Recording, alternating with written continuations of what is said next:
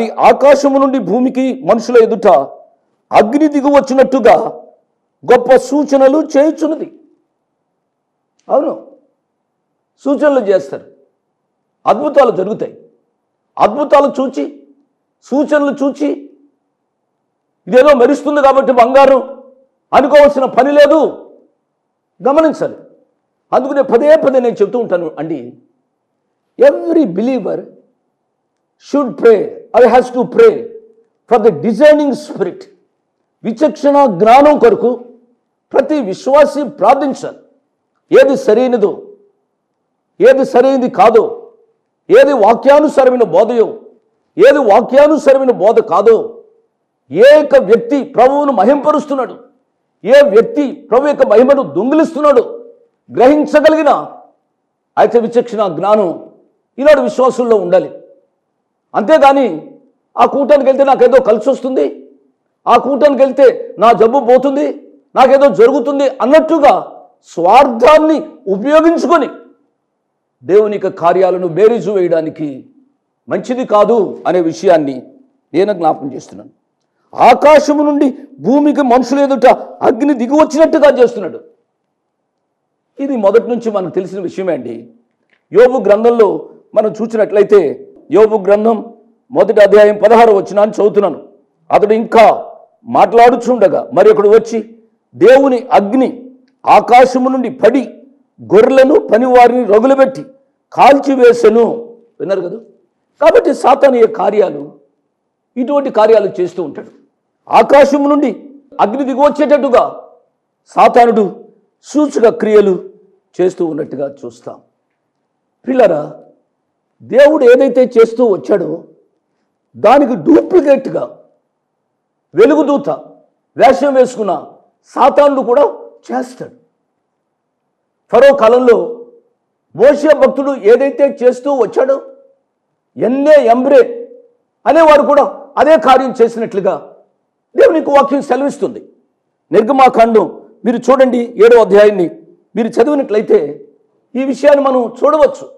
పౌలు గారు తిమోతిని హెచ్చరిస్తూ, చివరి దినాల్లో అంచె దినాలలో అపాయకరమైన కాలాలు వస్తాయి, ఈ అంచె దినాల్లో అపాయకరమైన కాలంలో ఇటువంటి కార్యాలు చాలామంది చేస్తారు, ఓ నా ఆత్మీయ కుమారుడా జాగ్రత్తగా ఉండుమని చెప్పి పౌలు భక్తుడు తన ఆత్మీయ కుమారుడైన తిమోతిని హెచ్చరించినట్లుగా మనం చూస్తాం. కాబట్టి నేను ప్రాధేయపడేది ఏమిటి అనగా, మనకు ఆధారము యేసు ప్రభు వారి యొక్క వాక్యమే. వాళ్ళు కూడా వాక్యాన్ని చూపెడతారు, నేను కాదనటంలే. వాళ్ళు కూడా వాక్యాన్ని చెబుతారు, నేను కాదనటంలే. కానీ వాక్యాన్ని తక్కువగా చెప్పి వారిని హెచ్చించుకోవడానికి ఏమేమో కార్యాలు చేతుల మీద చేయడం, అది వాక్యానుసారం కాదు అనే విషయాన్ని నేను జ్ఞాపకం చేస్తున్నాను. ఈ సత్యాన్ని గమనించండి. దావీదు గొలియాత్ ఉన్నారు. दाऊद गोलियात थे. గొలియాత్ పెద్ద ఆజానుభావుడు. गोलियात एक बड़ा ऊंचा कद था.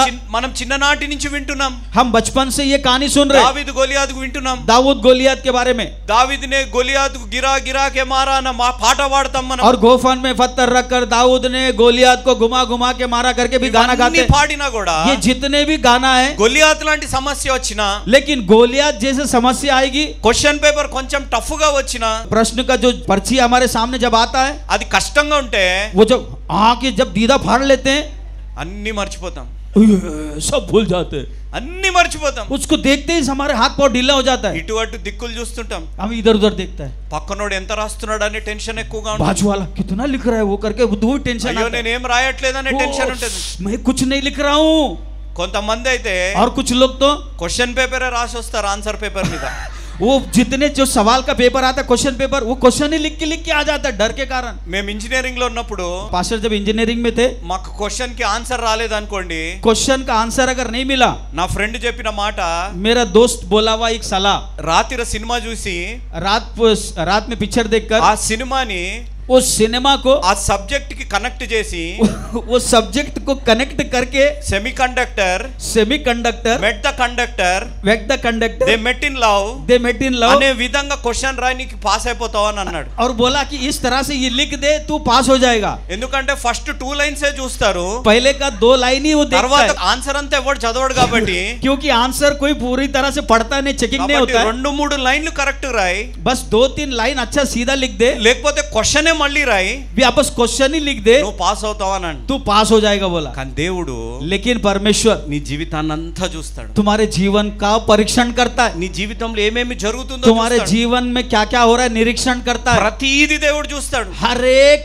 पॉइंट देखता है, ప్రతి విషయాన్ని చూస్తాడు. हर विषय को देखता है. నీ ఆలోచనలు కూడా దేవుడికి ओ అర్థమవుతాయి. तुम्हारे विचार को भी वो जांचता है. నీ పెదవుల నుంచి రాకమునుపు वो तुम्हारे होठों में से आने से पहले దేవుడికి జవాబు సిద్ధపరిచిన దేవుడు. परमेश्वर जवाब तैयार करके रखने हालेलुया। वाला परमेश्वर है. నీ हालेलुया. హృదయంలో ఉన్నది ये तुम्हारे जो हृदय में పెదవులకు రాకమునిపే मन का जो मुंह पे आने पर ही దేవుడి దగ్గర జవాబు సిద్ధంగా ఉంది. परमेश्वर के पास उसका जवाब भी तैयार కాబట్టి ఈ रहता రోజు है. మన జీవితాలు ఆలోచించవలసింది. आज एक बार हमारे जीवन में देखो, దేవుడు ఈ రోజు నిన్ను ప్రశ్న అడిగితే परमेश्वर अगर आपको सवाल करे నీ ఆధ్యాత్మిక జీవితంలో तू आध्यात्मिक जीवन में ఎక్కడున్నావు? कहाँ है? దేవా సండే చర్చ్ కు వస్తున్నాను, प्रभु संडे चर्च आ रहा हूँ, ఇక్కడ వచ్చిన స్పెషల్ మీటింగ్స్ కి నేను రెగ్యులర్ గా వస్తున్నాను, इधर आके स्पेशल मीटिंग में रेगुलर आ रहा हूँ, నేను ఇక్కడ పాటలు పాడతాను, मैं गाना गा रहा हूँ, నేను ఇక్కడ ప్రార్థనలు मैं చేస్తాను, प्रार्थना कर रहा हूँ, నేను ఇక్కడ బోధలు చేస్తాను. मैं इधर उपदेश दे रहा हूँ. ఇవన్నీ కాదు దేవుడు ओहो, కావాల్సింది. ये सब परमेश्वर को नहीं चाहिए. దేవుడికి నీ హృదయం కావాలి. परमेश्वर को तुम्हारा हृदय నీ चाहिए. హృదయంలో దేవుడికి ఎంత స్థానం ఇచ్చావు? तुम्हारे हृदय में तुमने कितना जगह दिया? దేవుడు చెప్పే వాక్యాన్ని ఎంత నమ్మకంగా నువ్వు చేస్తున్నావు? परमेश्वर का दिया हुआ वो वचन तुम कितने हद तक पूरा कर रहे हो? ఎంత నమ్మకంగా చేస్తే कितने भरोसे से तुम अगर उसको पूरा అంత करोगे, నమ్మకంగా దేవుడు నిన్ను उतना దీవించును గాక. विश्वास योग्य परमेश्वर तुम्हें आशीष देवे.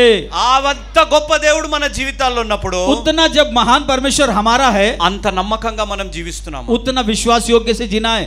అనేది ఒక్కసారి ఆలోచించాలి. ऐसा एक बार विचार करो.